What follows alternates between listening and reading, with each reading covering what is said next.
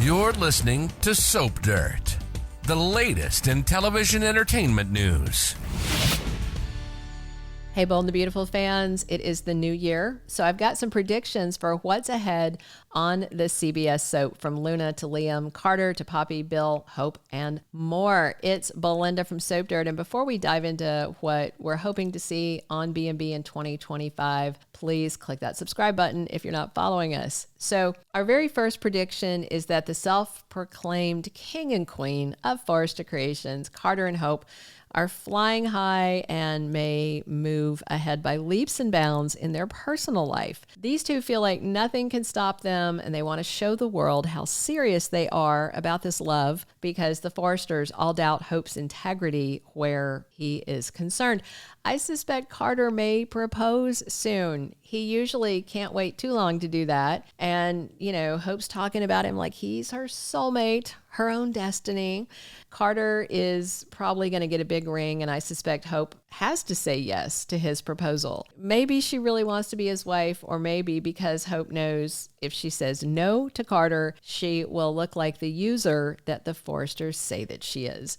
And, along with that, maybe Carter and Hope go ahead and make a baby. Remember, she told Liam she wanted another kid, and Carter doesn't have any kids. So these two could be married, possibly pregnant, and then lose everything when the Forresters get their company back, depending on how that plot goes. All right, my second prediction is that Luna finds a way out of prison, whether it's an insanity plea, an escape, or some other twist, and we're going to see more trouble from her. They don't have Lisa Yamada still on screen for nothing. I hope they don't drop the plot like they do others. I hope they keep this going and take it somewhere. Bill seems pretty susceptible to her, so maybe he is going to help Luna get out. I do suspect that B&B is keeping her around to make more mischief. Once free, I could see Luna coming for revenge against Li and Poppy. I could see Luna trying again to hook up with not her daddy Bill. I mean, it'd be wild if Luna drugged and kidnapped Bill. She could stash him up in that cliffside cabin where Quinn hid Liam and played Adam and Eve. Can you imagine if Luna kept Bill prisoner and has her wicked way with him, maybe try and gaslight him into loving her, or, he's forced to fake it so he can escape her clutches. I think that could be a lot of fun. My third prediction is about the reason Li hates Poppy so much. Romy Park teased that there's going to be a plot coming where we find out exactly why Li treats her sister like poo on her shoe. I suspect it goes back to Finn. B&B really dropped the ball on not making him Luna's father. The problem was they had painted themselves into a corner with that Zende rape thing, and I think people were upset. They don't write very well for Black characters anyway, and then that thing was so distasteful, the way that Brooke treated Zende, and just, So they went back to clean that storyline up and villainized her. And the pivot ended up being interesting, but I don't think it was planned as part of the plot from the start. And it threw off a lot of other plots because Brad Bell's team is sloppy and they don't mind, veering left for no reason and just letting things fall apart. So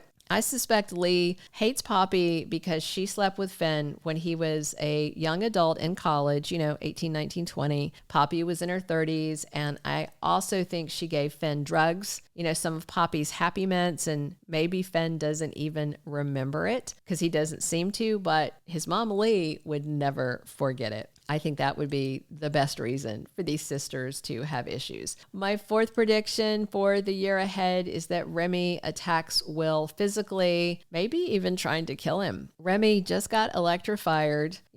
Maybe Ivy can get it reversed with some help from Will if Katie comes clean about why she fired Electra. That whole firing was so sketchy because she didn't even know where those pictures came from, who sent them. And AI deepfakes are so easy to do these days. Photoshop's been around a while, but with AI, you can put a picture up of, the King of England and have him naked in 20 seconds. So for Katie just to not explain, Brooke to not explain, super sketchy. But even if Electra can't get her job back, I don't think Will's going to dump her no matter what his mom Katie says. And the actress is on contract, so she's not leaving. This whole thing's going to frustrate Remy. And if he can't drive Electra out of LA because of Will, I think we might see Remy trying to get rid of the competition. This guy is disturbed and he justifies his bad deeds by thinking that he's helping Electra.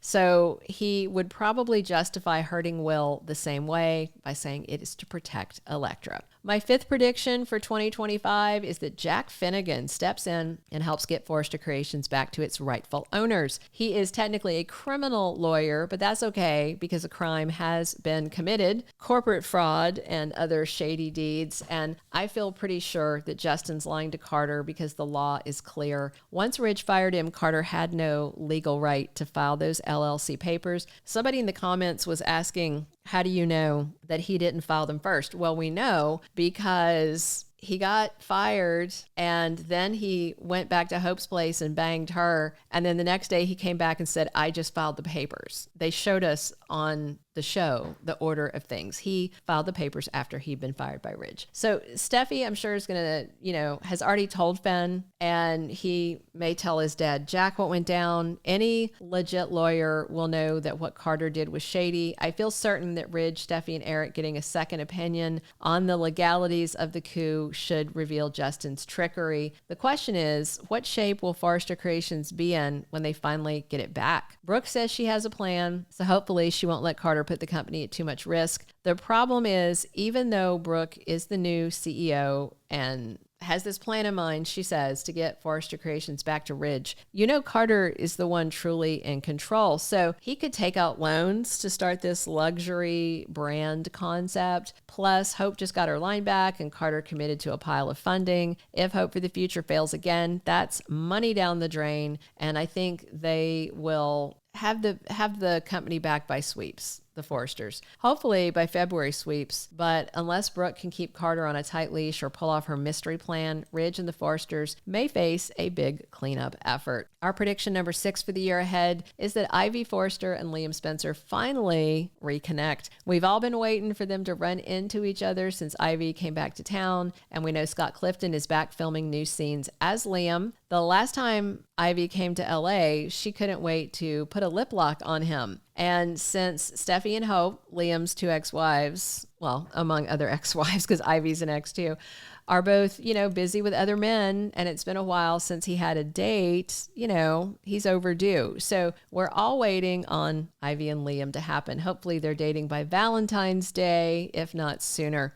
Our 7th and final prediction for the year ahead is that Taylor's heart is broken when Ridge repeats history and bails on her again. Before Brooke announced herself as CEO, we heard Ridge putting off the question from Eric about their status, but once Brooke seemed to completely align with the takeover traders and announced FC was in her hands, Ridge was done. He turned to Taylor for comfort and said she was right that Brooke always hurts him, and Steffi said that Brooke showed her true colors, saying she's a Logan through and through. So Ridge is obviously, falling back with Taylor, and Ridge decided she's the only one loyal to him and deserving of his love, and he thinks Brooke smashed their destiny into bits by choosing Hope, choosing this coup, aligning with them. Ridge said what Brooke did was even worse than what Hope and Carter did. But then right after the announcement, Brooke told Zende she's got a plan to get the company back to the Forresters, but will anybody believe her? And will Ridge getting close to Taylor impact Brooke's plans? So we also know how Ridge is. Once he makes up his mind, he doesn't listen. So even if Zende marches over and says, oh, Brooke has a plan, I don't know if the Forresters are going to believe it. And in the end, if Brooke is part of why they get Forrester Creations back, of course, Ridge would dump Taylor like a hot potato and run right back to Brooke, devastating Taylor yet again. Thank you for being a loyal listener. Follow us wherever you get your podcast, because you don't want to miss the next episode. Soap Dirt is on all the major podcast platforms, including Apple Podcast, Spotify, iHeartRadio, and more.